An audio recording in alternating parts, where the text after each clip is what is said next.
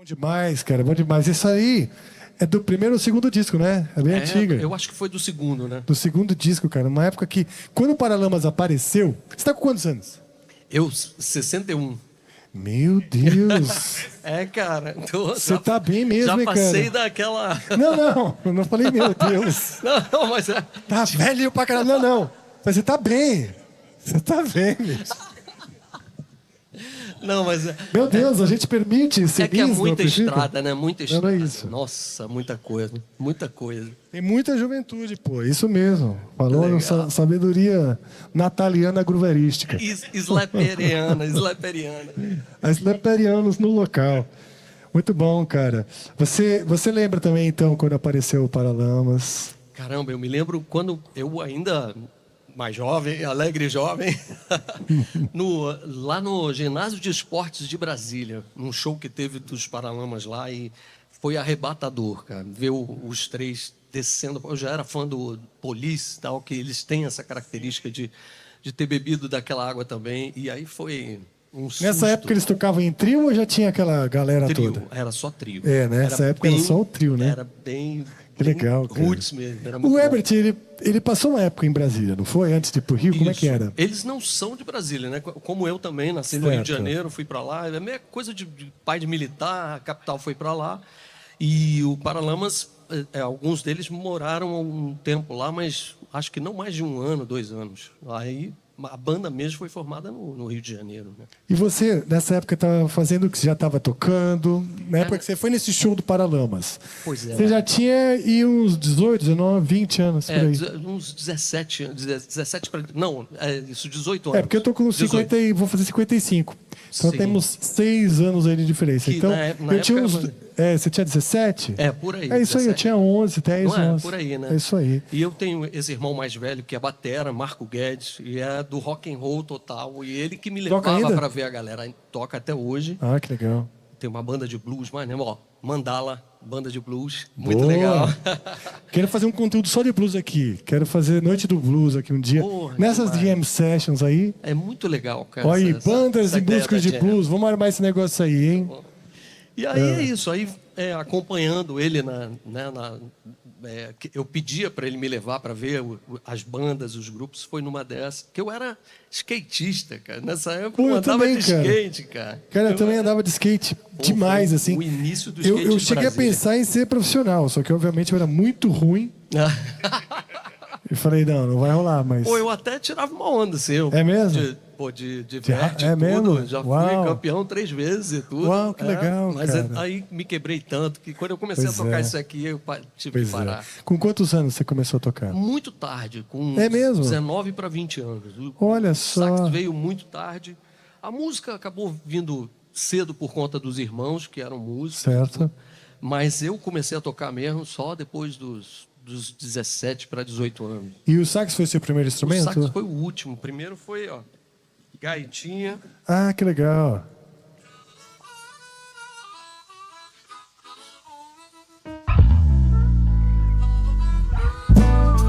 Que tom?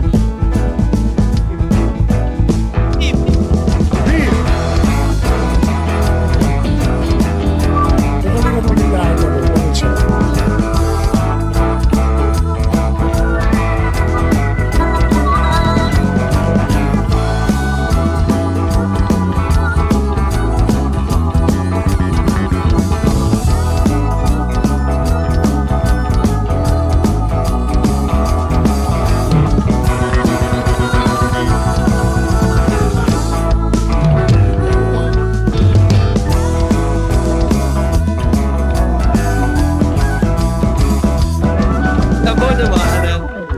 Essa levava no bolso e aí... Você acredita em coincidências? Você falou do blues, Olha sobre só. Isso também? Não, é sobre essa pulseirinha. A sua pulseirinha é igualzinha à minha, cara, não acredito. A sua é da AliExpress também? Não, é exatamente igual. Cara, é muito Não é que ela é parecida, ó. Você parar essa daqui, ó. Até isso, olha só. Somos irmãos de alma. Super Gêmeos ativar! Sensacional, cara. Bom demais, cara. Vamos lá. A coincidência do blues, né? Você falou do blues. O blues, a pulseirinha. Boa. Você também tá com vontade de transar? Tocar, né? Vai São dando muitas uma coisa, coincidências. vai esquentando. Né? Brincadeira. Bom, que legal, cara. Então você começou, de certa forma, tarde. Como que você... Muitas vezes a profissão, né? Porque você tocou com muita gente, você tem uma história maravilhosa, fez muitas músicas para novela, não é isso? Teve bastante composições que outros artistas gravaram também. Também, teve né? Fat Family, teve Sandy Júnior mesmo, canções pop, dançantes, assim, fora os meus trabalhos de novela também, assim, que... Enfim. Que legal. E desse começo aí, seus irmãos já tocavam e tal, e você resolveu tocar a gaita. Conta pra gente como foi que acabou. Eu acho que muitas vezes quando a gente cai na profissão, tem essa coisa de um chama aqui, aquele te indica, ou um amigo teu te leva para um show, você acaba conhecendo alguém.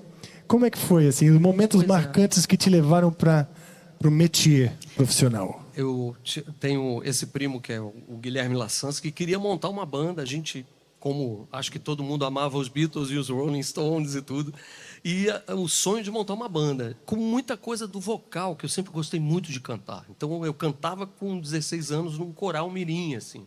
Então, já tinha uma formação de canto e tentava tocar algum instrumento, que a gaitinha, pela praticidade, veio primeiro.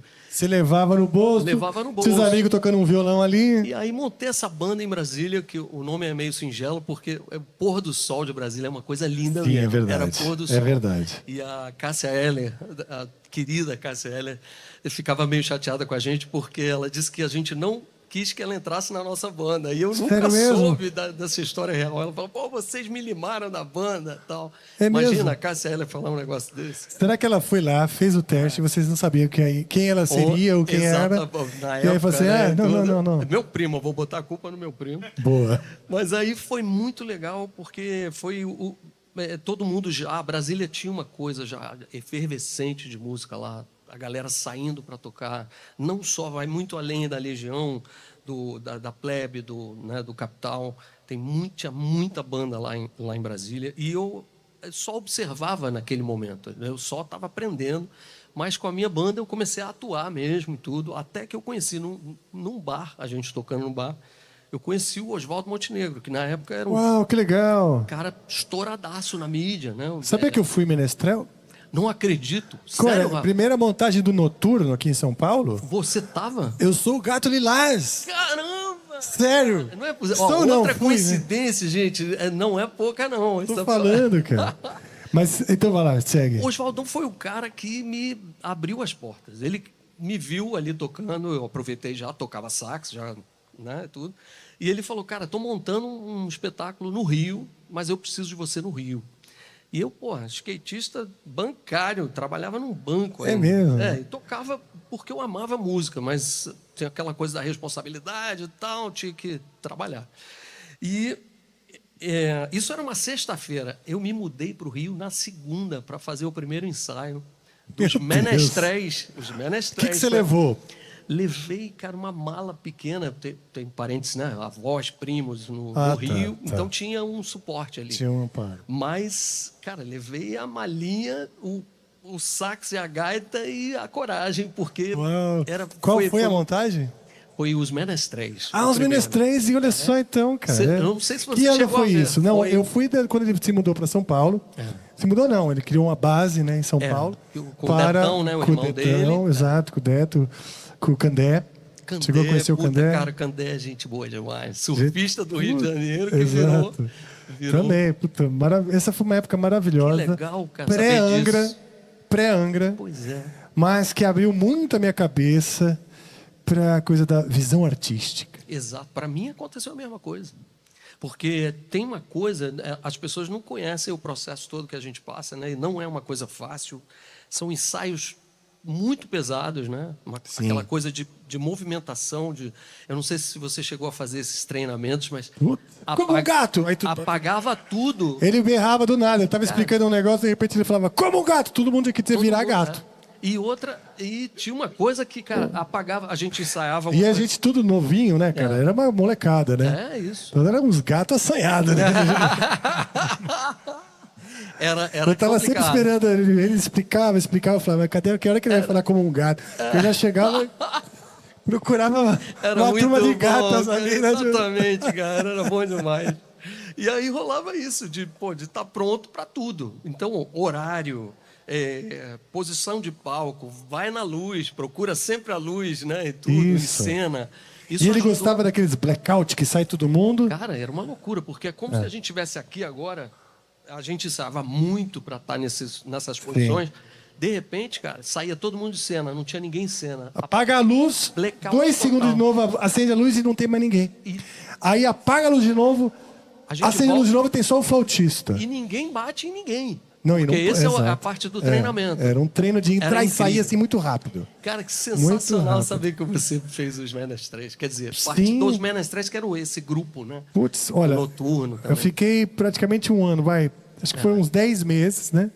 Era assim, acho que se eu não me engano foram uns 6 meses de curso e preparação. Aí ele Até a pegou peça final, né? a galera e montou a peça final, Noturno. que foi o Noturno. Pô, eu vi o Noturno. Caramba, que coisa, cara. Que legal, a gente fazia no Teatro Augusta. Legal. É, exatamente. Eu assisti o Você assistiu Noturno lá, aqui em São Paulo? Assisti, Ah, que legal, cara. E aí o Oswaldo foi esse cara que me empurrou assim, cara, agora você vai virar músico mesmo, vai virar... Que legal. E aí ele me levou pro Rio e ali na brodagem todo mundo amigo, dando força um para o outro, fico uma semana na casa de um, na casa de outro.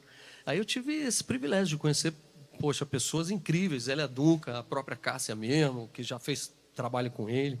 E a galera do teatro, que era maravilhoso também, né? Sim, eu não sou ator, ele consegue tirar isso da gente, né? O músico vira um ator naquele momento, naquela cena. Sim, sim. E Coordena e tal, né? Era muito legal. E aí ele foi o cara que me fez ir para o Rio de Janeiro. Aí eu virei profissional da Aí música. ele te apresentou pessoas. Aí eu fui conhecendo as pessoas, ele fazia, né, toquei uma música com ele que foi muito sucesso, tocou em novela assim, a música do Sassamutema, essa música era A música do Sassamutema? a novela. O Sassamutema não é aquele que ficou meio maluquinho? Não, ele na verdade Era o personagem Lima Duarte. Era o Lima Era o Lima Duarte, era um Duarte. capial assim que era muito doce. A música tocava, Sim. eu amava como amava um cantor. Sim, nossa, bons Explodiu tempos. essa música de um jeito. A gente Verdade. fez todos os programas de televisão e aí eu apareci muito ali. Aí todo mundo tinha um solo de sax muito poderoso.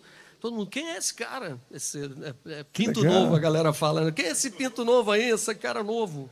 E aí eu comecei a ser chamado para gravar. Aí a coisa explodiu até legal, que eu cara. conheci o Lulu Santos numa dessas gravações que eu estava participando com uma outra banda. Aí veio o Lulu chutando a porta, falou, porra, cara, quero você na minha banda. Fiz Que um legal, teste lá hein, e bicho? pá. E a banda do Lulu é sempre só os fera, né? Pô, cara, e aí eu cheguei muito tímido, porque né, tinha pouco tempo, 2 anos de Rio de Janeiro. E aí, quando eu vi, pô, Lulu não vai me chamar, né? Lulu também era muito grande, né? E era uma, Quem era a banda uma dele na época? Pô, na época era o Marcelo Costa, que é o baterista, que ficou anos tocando com o Caetano e o Lulu também. Era o Sacha Ambach, que era daqui de São Paulo, que é meu brother. Todo mundo ficou amigo, muito amigo, assim. Sacha teclados, o Décio Crispim, que era da Black Rio, tocando baixo. Quem mais, gente? Caramba, o Marco Zama, que era um percussionista. Enfim, era muito poderosa a banda, cara. Pô, que legal. Então você já começou. Olha só que coisa legal, né? Você não tinha tantas pretensões na música, você falou, vou levando aí porque eu curto. Isso. Montou sua banda e quando veio a história com o Oswaldo E veio deu esse pontapé. já num tamanho que eu mesmo fiquei um tempo para eu realizar que estava acontecendo aquilo, sabe? Que legal. Para cair a ficha, assim, caramba, eu tô tocando com os caras fodas, assim. Boa. Foi muito legal.